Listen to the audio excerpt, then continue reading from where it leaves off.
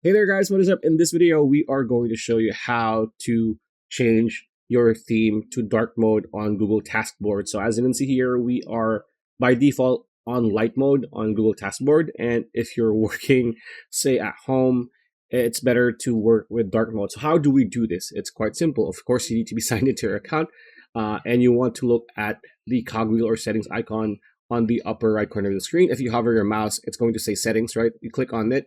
This pop-up will appear, and theme, it says light, right? By default, it's going to be light. So all you need to do is click on it, and there you go. It's going to be dark themed.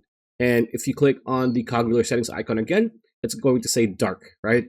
And all you need to do is click on it again to go back to light. But of course, you want it dark theme because that is the right way to go.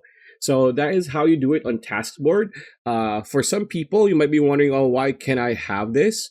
Or why don't I have this option? It's because some videos would say Google Task, not Google TasksBoard. These are two different apps from Microsoft. So just be mindful of that. So pretty much it. That's a video. Hope you liked it. Like, comment, share, subscribe, ring that bell icon. I'll see you on the next video.